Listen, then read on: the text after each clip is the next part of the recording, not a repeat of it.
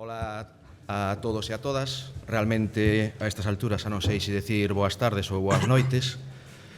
A organización castigoume a última hora da sesión do día e con unha hora. Para a vosa tranquilidade, direivos que espero non agotar a hora e que podamos acabar antes e ir tranquilamente á inauguración da exposición. Ben, vou a dar unha pincelada máis ou menos rápida do que é o Parque Arqueolóxico da Arte Rupestre de Campolameiro. É un proxecto que moitos de vós seguramente xa oiríades falar del, incluso algún de vós hasta é posible que xa o visitarades no pasado. É un proxecto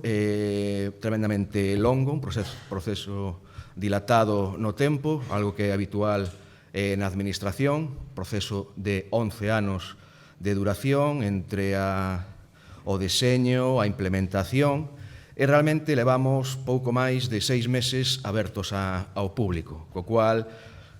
a idea de xestión e de experiencias pois hai que velas mediatizadas polo pouco tempo que levamos aberto, aínda que algunhas cousas si empezas a apuntar. Este é un proxecto no que participou moitísima xente, é un proxecto interdisciplinar, máis que multidisciplinar, no que participaron distintas institucións, distintos equipos de investigación, distintos equipos de arquitectura, de museografía, de didáctica, que, de alguma maneira, configuraron unha actuación que, dende a Administración Cultural, pensamos que é un exemplo de aposta pola xestión integrada dunha das manifestacións culturais máis salientables, máis relevantes do Rexistro Arqueolóxico Galego, que son os petróglifos, é dicir, ese conxunto de gravados executados directamente sobre o duro soporte granítico. A idea, que agora comentarei con certa amplitude, era xerar unha estrutura que permitiera aglutinar, que permitiera integrar nun esquema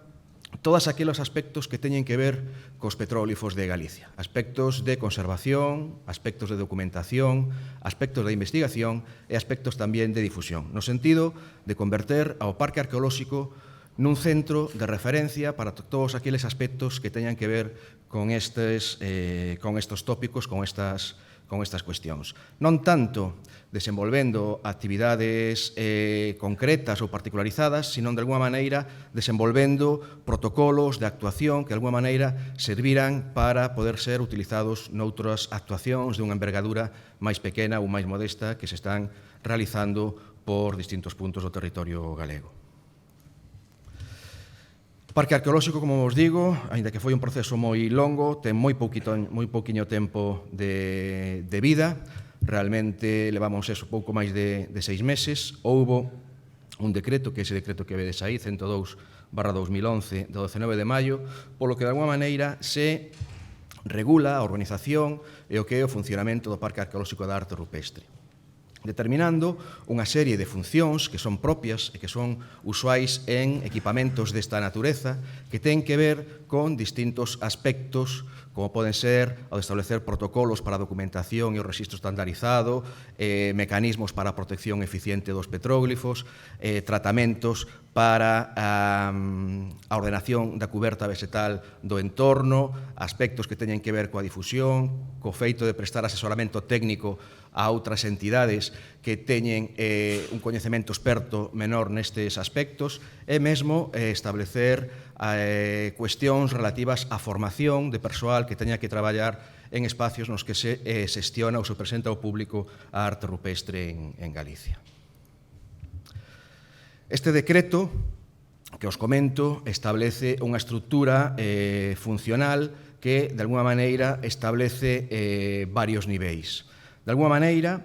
o decreto establece unha dirección pública, unha dirección funcionarial, que de alguma maneira ten dous niveis de participación diferente. Por un lado, o que os traballos de investigación e documentación da arte rupestre de Galicia e, de alguma maneira, tamén supervisar a explotación integral que se executa mediante unha concesión administrativa. É dicir, hai unha parte da explotación ordinaria do parque arqueolóxico, como poden ser as actividades, os obradoiros, os traballos de promoción, os traballos de difusión, mesmo os traballos de mantemento do parque arqueolóxico, que están externalizados mediante unha concesión administrativa, reproducindo un sistema que se está generalizando no Estado español e que podemos observar xa en moitos equipamentos desta natureza, como pode ser o Museo Romano de Ollaso, como pode ser a Ecaimberri ou como pode ser o Museo Balenciaga, e que, de alguma maneira, dada a situación xeral económica xa non de Galicia nin de España, sino, digamos, de toda Europa, está xenalizándose como mecanismo para a explotación integral destas infraestructuras de gran envergadura. E por encima, na superestructura deste sistema, estaría un padroado, que de alguma maneira é un órgano colexiado, ao que se lle dá conta das actividades, da planificación, da programación e dos resultados desta actividade. Este proxecto, como sabedes, enmárcase dentro dunha iniciativa desenvolvida pola Consellería, en aquel momento a Consellería de Cultura e Deporte, ou sea, a Consellería de Cultura, Educación e Ordenación Universitaria, que foi a Rede Galega do Patrimonio Arqueolóxico, unha iniciativa que, de alguma maneira, tentaba aglutinar todas aquelas iniciativas que tiveran que ver coa presentación ao público, coa posta en valor dos aspectos máis salientables do rexistro arqueolóxico galego. Naquel momento, se determinou unha estrutura piramidal, unha estrutura xerárquica, na que na cima dese sistema se establecía a existencia, a construcción de 4 grandes parques arqueolóxicos distribuídos territorialmente, un por cada unha das provincias galegas e organizados temáticamente no sentido de que cada un destes parques atendera a algunha das manifestacións máis salientables do rexistro arqueolóxico galego. Neste sentido, o Parque Arqueolóxico da Arte Rupestre xa está funcionando, como vos dicía esta tarde Luís, o Parque Arqueolóxico da Cultura Castresa está rematado,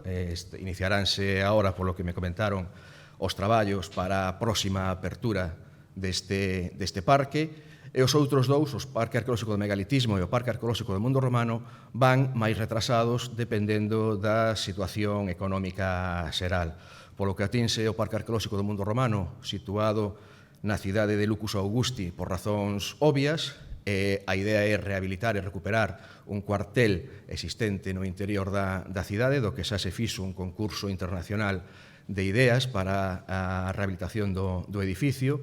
E o Parque Arqueolóxico do Megalitismo é o que va máis retrasado. En este momento se está traballando no proceso de adquisición para a titularidade pública de algúns dos monumentos megalíticos máis salientables da zona. Bien, este proxecto, como vos digo, foi madurando ao longo do tempo, ao longo destes 10, 11 largos anos de traballo, pero, dende o inicio, o equipo que tiñamos a responsabilidade de levar a cabo este proxecto, tiñamos un par de ideas, de decisións que nos considerábamos estratégicas e que, de alguma maneira, tiñan que darlle sentido á totalidade do proxecto. Estas 3 ideas era... A primeira é a de considerar os petróglifos como marcas na paisaxe social, é dicir, os petróglifos non son accidentes aillados, sino que forman parte dun sistema tremendamente significativo. A segunda idea é documentar para preservar a memoria, é dicir, diseñar protocolos para a documentación, para o rexistro estandarizado da arte rupestre galega. E a terceira é que, de alguma maneira, se queríamos ter un centro referente, un centro pioneiro, tiñamos que desenvolver unha investigación detallada coa finalidade de innovar e xerar valor engadido. A primeira destas ideas que vos comentaba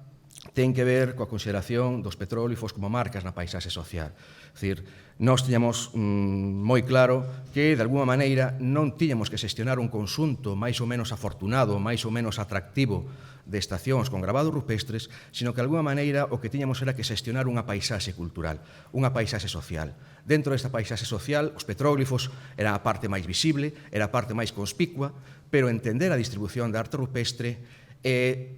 fai imprescindible, fai necesario que nosotros podamos entender a paisaxe na que estes elementos adquiren valor. ver a súa vinculación a determinados fitos da paisaxe, a determinados fitos do territorio, como é a existencia desos crestóns, desos afloramentos, a vinculación a determinadas unidades da paisaxe, como son esas cubetas, esas cuencas húmedas, a vinculación a determinados elementos, vías de tránsito natural a través da topografía local. E para eso, o que se desenvolveu coa colaboración de distintas institucións, de distintos equipos de investigación, como a Universidade de Santiago de Compostela e o Consello Superior de Investigacións Científicas, un intenso proxecto de investigación paleoambiental que tiña por obxecto documentar a evolución, a transformación dos usos da paisaxe ao longo dos intervalos do tempo no que a arte rupestre tivo sentido, adquiría un sentido pleno, para tratar de recuperar e darlle un sentido parecido ao que pudo haber tido no pasado. Baseándose nesa investigación paleoambiental, se desenvolveu unha cuberta vegetal que non ten nada que ver coa que había anteriormente, unha cuberta vegetal que, de alguma maneira, era coherente coa paisaxe tradicional que existía, que potenciaba as especies frondosas, as especies autóctonas, e que, de alguma maneira, eliminaba aquelas especies que xeraban un daño evidente á área arqueolóxica, e, ao final, esa ordenación da cuberta vegetal o que é un mecanismo para garantir a conservación e a protección dos gravados rupestres no sentido de que constitúen as máis eficientes barreiras forestais contra os incendios, que é o principal dos problemas que ameaza a arte rupestre galega, como ben sabedes todos. Neste sentido, aí podes ver unha panorámica dese escenario recuperado, dun escenario para acción social, dun escenario para poder entender onde vivían os homes e mulleres do Neolítico e do Bronce, que de alguma maneira lle atopaban sentido a esa arte rupestre. Ese espacio, un espacio de 22 hectáreas de terreo de titularidade pública nestes momentos, era unha mancha continua, unha selva impenetrable de matorral, que en algúns casos acadaba 5 metros de altura e 15 metros de diámetro, é dicir, eran tosos con aproveitamento madeirable, pinos e, fundamentalmente, eucaliptos. O plantexamento de recuperación dese escenario pasaba por eliminar radicalmente o eucalipto. Se de alguma maneira estou contento de todo o que desenvolvemos, non é xa da área arqueolóxica, nin do proxecto de investigación, nin do edificio, sino de que dentro desa área non haxa ni un só eucalipto. Rebaixouse a cantidade de pinos, eliminouse o matorral para xerar un paisaxe como que vedes na imaxe inferior, unha paisaxe aberta, unha paisaxe que permite a existencia de perspectivas visuais amplas, que permite a existencia, as relacións de intervisibilidade entre os distintos conxuntos de gravados rupestres, porque os gravados rupestres, como vos comento, non están colocados ao azar, sino que están colocados seguindo unha serie de pautas ao longo do territorio e que, de alguma maneira, permiten disfrutar desa paisaxe social que dá sentido á arte rupestre. Nestes momentos, despois de 10 anos de traballos de recuperación paisaxística intensos, a área arqueolóxica converteuse nun espazo con valor transversal, é dicir, un espazo que pode interesar a xente que ten gusto por arte rupestre, por patrimonio cultural, pero que tamén pode interesar a aquela xente que ten un interés especial pola paisaxe, pola arquitectura popular, polos elementos de arquitectura tradicional vinculados a unha paisaxe fósil, a unha paisaxe agraria fosilizada que hoxe recuperamos a través destes cercados, destes valados que de alguna maneira están acotando ao longo de todo o parque arqueolóxico eses espazos que tiñan un maior valor ambiental. Un maior valor ambiental hai uns centos de anos, pero tamén tiñan un valor ambiental importante hai miles de anos. Ben, unha das segundas liñas de traballo que seguimos dende o inicio era o de tratar de preservar a memoria, de incrementar o noso coñecemento sobre a distribución da arte rupestre dentro do parque arqueolóxico. Cando nós iniciamos os traballos, coñecíamos 44 paneis no interior do parque arqueolóxico. En este momento estamos prácticamente no centenar de rochas. É previsible, e todavía hai uns días apareceu algunha algunha roca pequena, moi sinxela, pero que seguirán aparecendo algúns pequenos paneis. Sobre esa mostra do rexistro arqueolóxico levamos a cabo distintos tipos de iniciativas de documentación, valoráronse e testáronse os distintos sistemas de documentación e de rexistro por contacto usualmente utilizados en todos os estudios de arte rupestre do continente europeo, mediante o tizado e o plástico, utilizando a luz artificial para a documentación, o frotás ou o rubbing, utilizado tamén noutros sitios, pero tamén iniciamos algunhas experiencias para a documentación e o rexistro automático da arte rupestre, traballando en dúas liñas de investigación diferentes que están todavía desenvolvéndose ata tomar unha decisión definitiva. Unha delas é o escáner láser 3D de última xeración. Este non é do parque, é un exemplo que traio que Sartal, que por aí anda, recoñecerá perfectamente. E tamén coa estereofotogrametría láser, intentando xerar modelos low cost para algo que a través do escáner láser 3D resulta todavía moi caro de executar.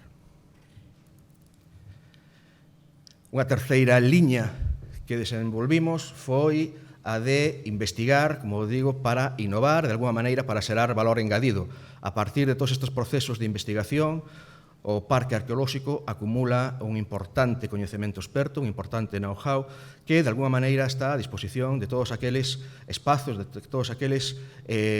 áreas ou centros arqueolóxicos que demandan información. Unha das liñas principais, porque vimos que era un dos principais factores de risco para o arte rupestre, tiña que ver co estudio do biodeterioro. É dicir, nestes momentos, no Parque Arqueolóxico, podemos decir o mesmo que podemos decir para outras moitas áreas arqueolóxicas. Hai dous elementos fundamentais que inciden na conservación, na degradación de arte rupestre e na maior ou menor capacidade de visibilización dos gravados rupestres. Unha delas é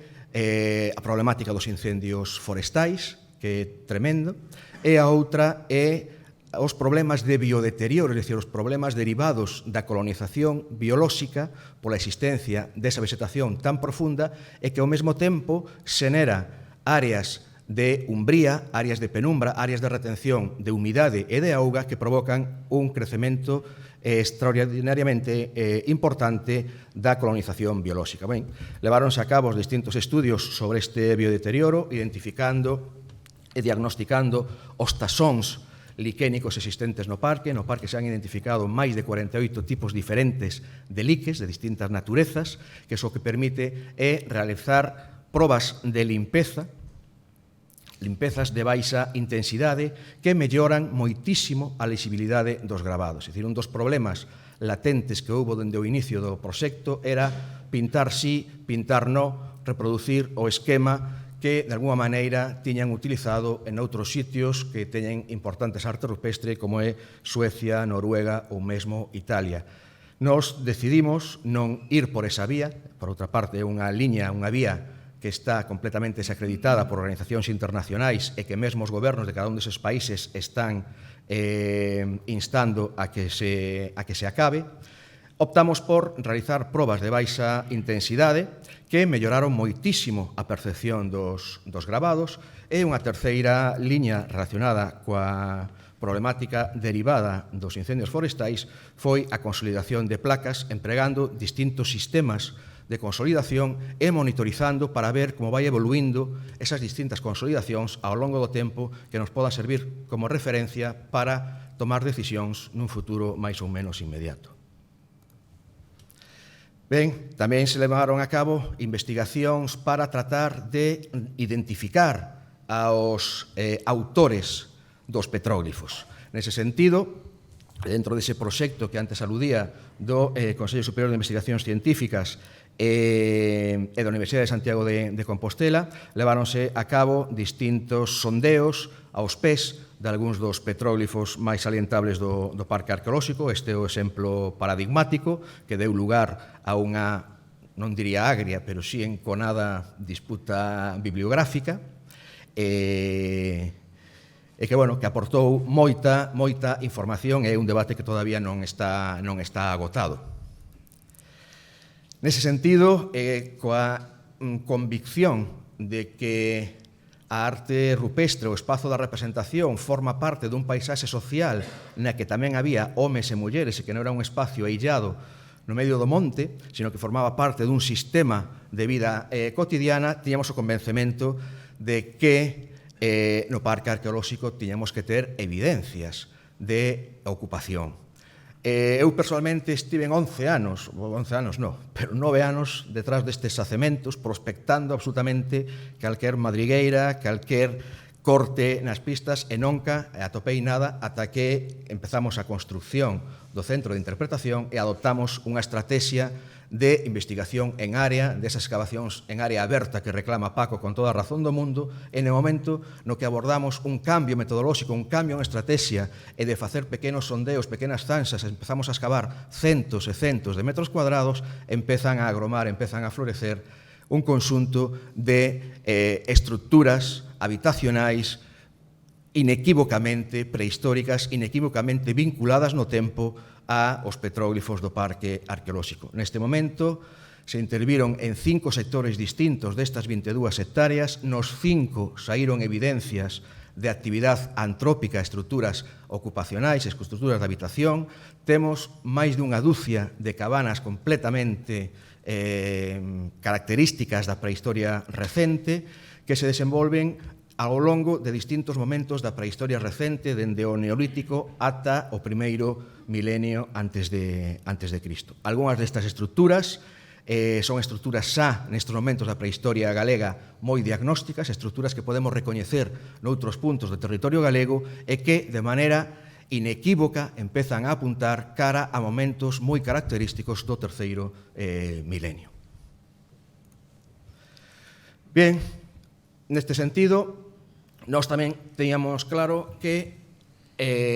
unha vez desenvolta toda esa investigación preliminar, todos os traballos previos, concluíamos no proceso de implementación da estrutura do parque arqueolóxico. E dentro do parque arqueolóxico nos recoñecemos a existencia dunha serie de fortalezas que fan do parque arqueolóxico un lugar fundamental para a prehistoria reciente galega. A primeira destas fortalezas distribuídas ao longo destas 22 hectáreas de terreo é a constatación, a evidencia de que temos un conxunto extraordinario de petróglifos. Nestes momentos, a partir destes case 100 paneis existentes no interior do parque, o visitante que se achegue ao parque arqueolóxico poderá aproximarse aos motivos principais que podemos atopar nos petróglifos de Galicia, agás as armas de momento, espero que sexa algo que nun futuro próximo podamos resolver, vendo os motivos xeométricos, característicos e os motivos figurativos máis salientables da arte rupestre galega e algunhas das composicións e das esteas características, como poden ser as esteas de caza, como poden ser as esteas de monta de équidos, e mesmo ver algún dos exemplos máis sobresalintes da arte rupestre galega, como é esta gran Laxe dos Carballos, que simplemente por ver esta pedra se apaga a pena acercarse ao parque arqueolóxico. Outra das fortalezas que nos identificamos no parque, non sei que pasou aquí, no parque arqueolóxico é a existencia de un moderno equipamento cultural, dunha infraestructura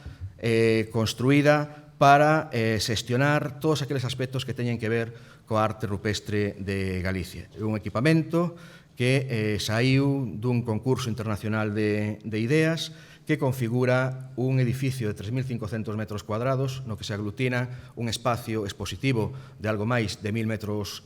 cadrados, pero tamén espacios adicados aos talleres, aos obradoiros con alumnos, con grupos, asociacións, e tamén a investigación e a documentación da arte rupestre no sentido de que, de alguma maneira, este centro pretende converterse nun centro de referencia, nun centro de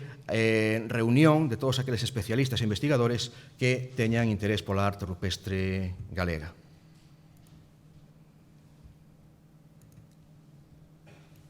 Non sei que pasou agora. Non me va a la siguiente. Aí está. Ben, outra das fortalezas do parque arqueolóxico é que alberga o que pensamos que é un suxerinte espazo expositivo. Un espazo visualmente atractivo e intelectualmente suxerinte, un espacio na que se suceden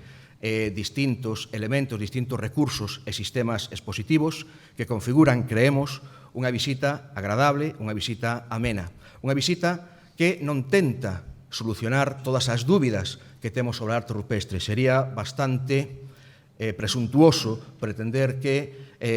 nestes 1000 metros cuadrados íbamos a solucionar todos os problemas, todas as dúbidas que albergamos sobre os petróglifos de Galicia. A nosa idea non é esa. A nosa idea é que o visitante que salga do Parque Arqueolóxico poda facer unhas preguntas máis intelixentes, unhas preguntas máis acaídas, sin pensar que vai a ter respostas definitivas. E outra das fortalezas, pensamos que é un novedoso e heteroxéneo conxunto de actividades, de obradoiros, que o visitante pode desenvolver no Parque Arqueolóxico. Aspiramos a xerar unha oferta cultural, educativa e lúdica de calidade, unha oferta que sexa e que xa este sendo demandada polos docentes para levar aos seus alumnos e pasar unha xornada completa disfrutando de paisaxe, disfrutando de natureza, disfrutando de arte rupestre. Nesa visita ao Parque Arqueolóxico a que vos invito a todos a que vayades, se articula coa idea central de entender a arte rupestre como un aspecto fundamental, como un aspecto nuclear desa paisaxe social,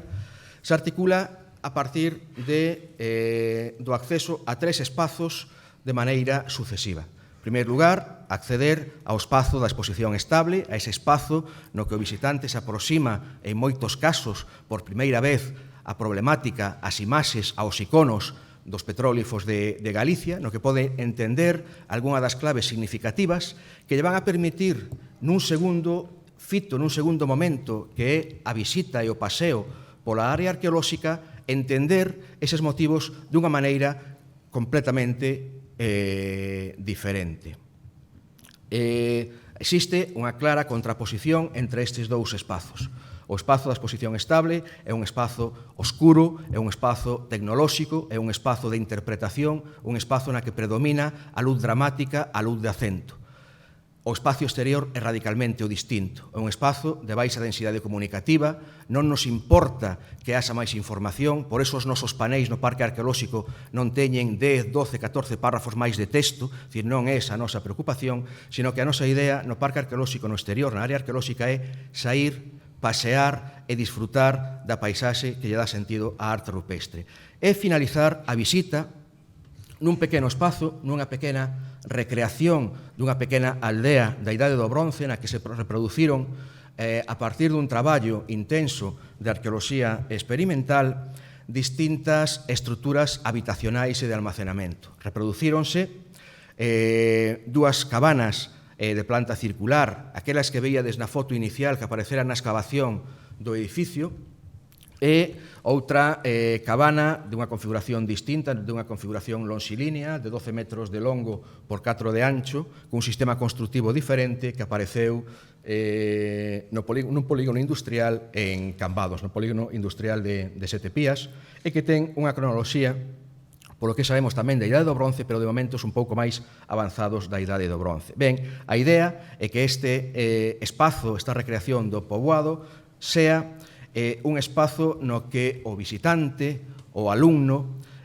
poda realizar unha viaxe no tempo e trasladarse a un espacio no que poder reproducir algunhas das características das actividades que formaban parte do día a día dos homes e mulleres que durante o Neolítico final e a Idade do Bronce executaron os petróglifos.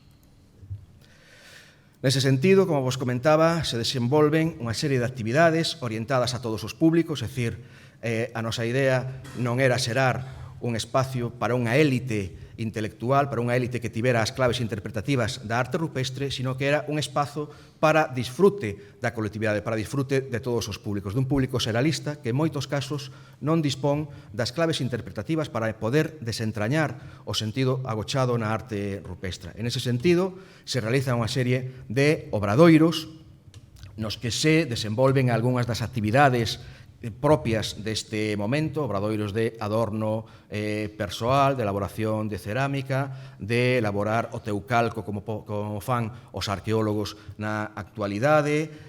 moer o pan para transformar dende o gran ao pan todo o proceso, distintas exhibicións, pois facer lumes en mistos nin chisqueiros, realizar visitas nocturnas, que é unha actividade tremendamente gratificante no Parque Arqueolóxico en épocas de primavera e de verán, e visitas guiadas, que é un dos aspectos fundamentais dentro do proceso do conxunto de actividades que desenvolvemos dende o Parque Arqueolóxico. Ben, como vos digo, son 11 anos de longo proxecto e tan só levamos algo máis de 6 meses abertos ao público. A todos os nosos visitantes facémoslle unha enquisa, facemos 2 tipos distintos de enquisa, e, de alguma maneira, hai unha serie de palabras que se reiteran de maneira permanente, de maneira constante, nesas avaliacións que pasamos. De alguma maneira, a máis fundamental, a que aparece reflexada máis veces, é a satisfacción. O convencemento de que a súa expectativa na visita veuse altamente reconfortada e que vaise con moita maior, bastante mellor do que pensaba que iba, que encontrou bastante máis do que pensaba que iba a encontrar. Outra das ideas que afloran nesas enquisas é que, aínda que se transmite coñecemento, aínda que se transmite información no proceso de visita ao Parque Arqueolóxico, ese coñecemento, esa adquisición de contidos fíxose de maneira entretida, fíxose de maneira didáctica e que, de alguma maneira, esa experiencia pode etiquetarse como divertida. Neste contexto, tamén hai un par de ideas que me interesa recoller, preguntando aos visitantes a quen pensa que lle pode interesar esta visita, e cando un pensa que, por de alguma maneira, un condicionamiento previo á idea que van a decir os arqueólogos, as persoas especializadas, os que se dedican ao estudo de arte rupestre, a inmensa maioría da xente o que di é que o conxunto de actividades vinculadas á visita ao Parque Arqueolóxico é un conxunto de actividades que interesan a todo o mundo. E, en segundo lugar, que dentro dese todo o mundo no que teñen cabida sectores moi diferentes, a grupos familiares e grupos de amigos. En terceiro lugar, xa a bastante distancia destes 2 grupos principais, a arqueólogos e estudantes. É dicir, de alguma maneira, a través destas enquisas de avaliación pasadas ao longo destes 6 meses, estamos reforzando esa idea inicial de proxecto de facer do Parque Arqueolóxico un punto de encontro para a xente con gusto por arte rupestre, por gusto pola cultura, sin predominar o aspecto, a vertente máis académica, máis científica. E, de alguma maneira, cando lle preguntamos polo como levou a cabo a visita, a satisfacción que levou ao longo da visita guiada, falando cos guías, falando coas persoas que de alguma maneira levan as visitas guiadas, non sorprendentemente, sino que de alguma maneira penso que obxectivamente a inmensa maioría da xente califica con unhas notas moi altas o plantexamento da visita guiada e o desenvolvemento da visita guiada con 8, 9 e 10, e realmente as notas baixas brillan pola súa ausencia. En todo caso, isto non é un obxectivo final, sino que de alguma maneira ten que servirnos como análise introspectiva para tratar de mellorar todo o que poidamos. Ben, nestes 6 meses de apertura ao público que levamos, como algo máis de 6 meses, está unha gráfica que recolle o segundo semestre do ano, tivemos 12.372 visitantes. É dicir, estamos nunha proxección, tendo en conta que o que está por vir, marzo, abril, maio, xuño, xullo, son os momentos de cima, os momentos de pico, xa pasamos os momentos de val, momentos de visitantes máis baixos, e penso que se as cousas van relativamente ben, deberíamos estar en torno aos 30.000 visitantes nun ano, que é unha cifra que non está mal se a comparamos con as cifras de visitantes de outros institucións análogas que poda haber distribuídas polo territorio galego, pero que teño que decir que para a expectativa que nos tiñamos estamos lixeiramente por debaixo das nosas expectativas. Expectativas que hai que analizar a baixa pola situación global na que estamos, que de alguma maneira incidiu en estar por debaixo desa expectativa. Ben, á vista do total de visitantes e desas enquisas que pasábamos aos visitantes, hai unha serie de cuestións que pouco a pouco se van reafirmando e é que a maioría dos nosos visitantes proceden dun entorno relativamente próximo, un entorno no que a provincia de Pontevedra acada máis da mitade, é dicir, máis da mitade dos visitantes que chegan ao Parque Arqueolóxico proceden da provincia de Pontevedra, o cual é esperado, o cual é obvio, por razóns de inmediatez, que a segunda provincia é a provincia de Coruña, que alcanza unhas cantidades significativas, pero que realmente é un aspecto a correxir para o futuro son a importancia, a trascendencia de visitantes procedentes das provincias de Lugo e Ourense que alcanzan proporcionalmente valores moi baixos, incluso prácticamente moi próximas a dos visitantes estranxeiros. Sobre todo, penso que son aspectos a mellorar nas provincias de Coruña, Lugo ou Ourense si analizamos o tempo que o visitante tardaría en alcanzar o Parque Arqueolóxico dende o seu lugar de residencia. Salvo a Costa da Morte e as montañas orientais das provincias de Lugo e de Ourense, a inmensa maioría da población está nunha franxa inferior a hora e media de conducción, que penso que é un intervalo o suficientemente corto como para plantearse unha excursión de un día e é sobre que temos que facer esa incidencia. Ben, neste sentido, polo que atinse a poboación residente, é dicir, ao visitante galego, o visitante que vive na mediación do territorio, hai unha serie de obxectivos estratéxicos que pasan por incrementar a súa presencia, o seu volumen total, intentando acadar algúns porcentaxes desta natureza, é dicir, os que están a menos de 15 minutos o 25%,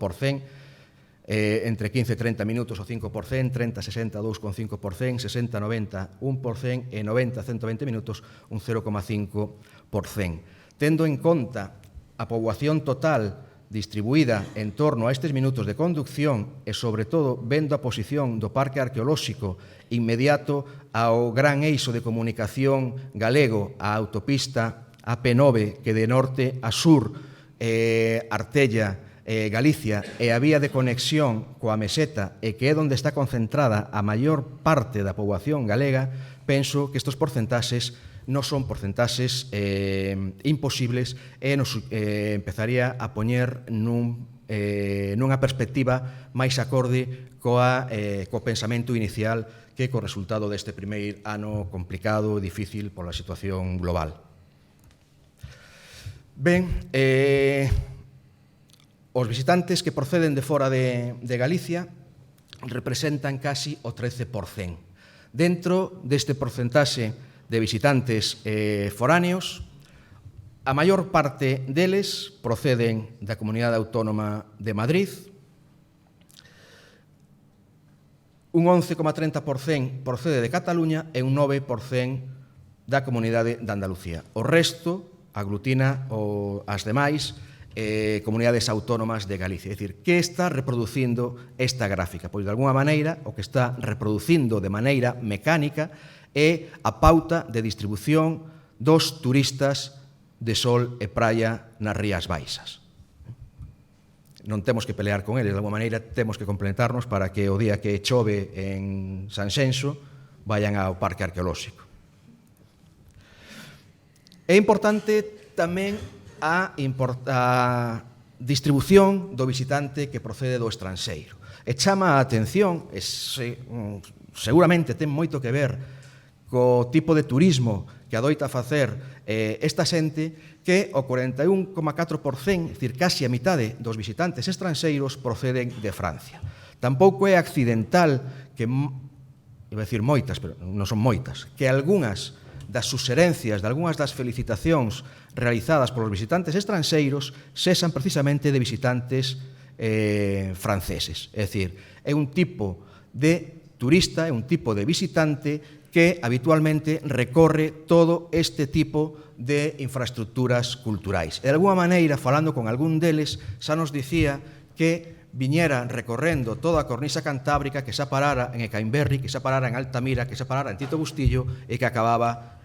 no Parque Arqueolóxico da Arte Rupestre. Despois, de alguma maneira, tamén ten importancia destinos característicos da emigración na zona de Campo Lameiro, na zona do Valmedio do río Lérez, Uruguai, Argentina, tamén Suiza, que de alguma maneira son xente local, xente do entorno que emigrou e que retorna durante as vacacións ao seu lugar de orixe e que visita o parque agarrado pola orella polos seus familiares que din, oye, vente a ver o que fixeron, o que abrimos aquí hai pouco. Para este conxunto de visitantes que proceden de fora de Galicia, temos unha serie de obxectivos estratégicos que é o de tratar de promover a visita entre o turismo de sol e praia, é dicir, nós non estamos en contra do turismo de sol e praia, pois é que si pensamos que é perfectamente compatible ir á praia, pegarse un bo baño e de alguma maneira puntualmente ir a visitar ao parque. Cara a este turismo que ten unha importancia moi grande no entorno do parque arqueolóxico, hai que pensar que a zona de maior trascendencia, de maior relevancia, ou unha delas, de turismo de sol e praia está na zona de Sanxenxo, que está a moi poquinho tempo de Campo Lameiro do Parque Arqueolóxico, e cara a esa xente se desenvolveron ao longo deste verán e nos próximos meses desenvolveránse máis iniciativas, actuacións específicas para captar esta xente, a asociación con outras formas emerxentes de turismo, ese turismo rural, ese turismo de balneario, ese turismo de spa. Bueno, pois xa temos cerrados acordos con distintas casas de turismo rural, con distintos balnearios para desenvolver paquetes que se poden comercializar online e que leva asociada a estancia nun balneario e a visita ao parque arqueolóxico, ou a estancia nunha casa de turismo rural e a visita ao parque arqueolóxico, incorporar ao parque arqueolóxico a unha rede de destinos turísticos que teñen como oferta principal a arte rupestre, unha asociación internacional da que despois falaré algo, Camiños de Arte Rupestre Prehistórico, que de alguma maneira integra o conxunto de destinos turísticos con arte rupestre máis relevantes de toda Europa, e, de alguma maneira, reforzar a promoción institucional, que, de alguma maneira, os poderes públicos, a Consellería, a Xunta, se impliquen na promoción institucional deste equipamento, cousa que, de alguma maneira, xa se está facendo. O Parque Arqueolóxico estuvo presente en Fitur, estivo presente en algunhas feiras de turismo profesionais, e, de alguma maneira, é unha liña na que estamos traballando conxuntamente co restos profesionais. Ben, outro do público diana, o público que de alguma maneira recolle unha parte moi importante dos nosos desvelos, das nosas inquedanzas, é a poboación escolar. Poboación cara a que se dirixe unha boa parte do conxunto de iniciativas que xeramos dende o Parque Arqueolóxico. A idea é a que vedes aí, xerar unha proposta educativa, cultural e lúdica para a totalidade dos ciclos educativos. Neste momento, temos bombardeados a todos os centros educativos da comunidade autónoma con o noso programa didáctico, cos actividades que estamos a facer permanentemente para que, de alguna maneira, sepan que dispoñen desta infraestructura a seu servizo para desenvolver as súas actividades complementarias ás actividades que desenvolven na propia aula escolar. Ben, dentro deste conxunto de iniciativas, dentro do total dos visitantes, os grupos escolares reflexaron un 10,30%. É dicir, hai que pensar que, de alguna maneira, o parque abriu en verano e na primeira parte do ano as visitas escolares non é o obxectivo fundamental. As visitas escolares é algo que se vai a desenvolver a partir de agora. De feito, xa temos un número moi importante de reservas de centros educativos para marzo, abril, maio e incluso xuño. De alguma maneira, o que se reproduce é que os principais destinatarios, ou polo menos os que demandan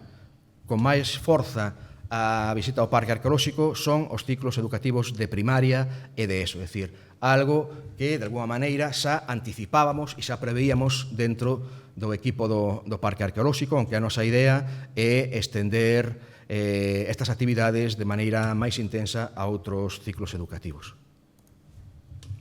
Bien, para esta poboación escolar tamén temos na cabeza unha serie de obxectivos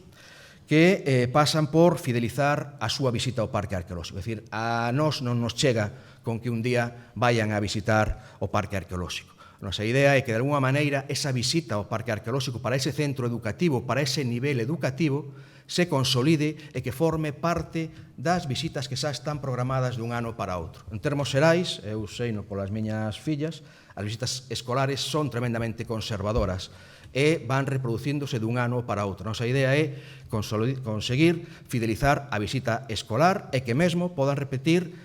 unha visita xeral e despois complementarla cunha visita puntual, unha visita a unha actividade específica, a un obradoiro ou a unhas jornadas determinadas orientadas a determinados aspectos. Incrementar a relevancia e a importancia destas visitas escolares ata situarnos en torno a un 20% do total, que é un umbral que máis ou menos se reproduce en boa parte dos centros de natureza análoga ao Parque Arqueolóxico distribuídos polo total do territorio español. E, de alguma maneira, implantar estrategias, desenvolver iniciativas de acordo, iniciativas de colaboración con determinadas institucións, con determinadas entidades para reducir o coste de visita escolar ao Parque Arqueolóxico, que é unha liña na que estamos traballando tamén neste momento. Ben, aos nosos visitantes preguntámoslle tamén como tiveron constancia, como tiveron noticia do Parque Arqueolóxico. Realmente hai tres formas fundamentais de distribución da información. Por un lado, a prensa, que ten unha importancia fundamental, que representa o 21,5% do total, o boca a orella, é dicir, a familia e os amigos que visitan o Parque Arqueolóxico lle trasladan a outros familiares, a outros amigos que pasaron unha boa xornada no Parque Arqueolóxico e lle recomendan visitar o Parque Arqueolóxico. E un 18,77% xa coñecían o Parque Arqueolóxico. É dicir, que hai un fondo importante de persoas que de alguma maneira reiteran a visita e que de alguma maneira van demandando o coñecemento de sitios e que xa coñecían, pero que aínda así volveron e recuncaron na visita ao Parque Arqueolóxico. Outros métodos, outros sistemas como a radio, internet, turoperadores e demais, nestes momentos son moi minoritarios. Estamos traballando en algunhas liñas para mellorar, sobre todo, o contacto con turoperadores, que é un sector complicado, pero que é un sector que move moitísima xente. Estamos desenvolvendo algunhas iniciativas que espero que salgan pronto. Bien, retos para un futuro inmediato. De alguma maneira, posicionar o Parque Arqueolóxico como un equipamento cultural de referencia. Que, de alguma maneira, o Parque Arqueolóxico sea coñecido en Galicia, pero que tamén sexa coñecido fora. Neste sentido, unha das iniciativas que pensamos desenvolver de maneira máis ou menos rápida, máis ou menos inmediata, é tratar de iniciar o expediente de declaración de Patrimonio da Humanidade dos petrolíferos de Galicia, para o que se desenvolverán algunhas iniciativas nun futuro máis ou menos próximo. Traballar en rede, promovendo o intercambio de coñecemento experto e de experiencias. Neste contexto, o Parque Arqueolóxico forma parte dun itinerario cultural do Consello de Europa, na que están os conxuntos máis relevantes de arte rupestre de todo o continente europeo, sitios en España, en Francia, en Italia, en Portugal, en Noruega, en Irlanda, de alguma maneira, que eso sexa un foro no que, de alguma maneira, podamos intercambiar experiencias e que, de alguma maneira, sirvan para mellorar a nosa xestión do complexo. Promover o uso das novas tecnoloxías no que é a xestión integral dos petróglifos, desenvolvendo aplicacións adaptadas, desenvolvementos específicos. Neste momento estamos en distintos proxectos traballando con temas de realidade aumentada, de códigos QR, diseñando unha webSIG, traballando en entornos 3D, a preocupación fundamental por persoas con discapacidade, fundamentalmente traballando con persoas con discapacidade auditiva e con persoas con minusvalía visual. Estamos traballando no deseño de signoguías, traballando tamén con material específico para persoas invidentes e a comercialización online de todos estes produtos que estamos deseñando. E investigar para xestionar axeitadamente o coñecemento experto. Nestes 6 meses escasos que levamos, a preocupación fundamental foi a de tratar de asentar a oferta cultural, educativa e lúdica que temos no Parque Arqueolóxico, pero estamos xa tratando de asentar, de introducir ao Parque Arqueolóxico no conxunto de iniciativas, de programas de investigación que teñen que ver coa arte rupestre. Neste momento son estes 6 os proxectos internacionais, os proxectos financiados por distintas entidades da Comunidade Europea na que estamos traballando, en proxectos xa presentados, e que espero que cando menos un 50% destes proxectos podan sair aprobados, o cual penso que xa é un aspecto moi importante para un futuro máis ou menos inmediato. Bien, eso, de alguma maneira, non sei se consumín o tempo que tiña, é o que vos quería comentar. Moitas grazas pola vosa atención e espero vervos pronto polo Parque Arqueolóxico. A todos os que non vaiades o próximo domingo a visita, pois recomendarvos que nos visitedes nun futuro máis ou menos inmediato. Grazas.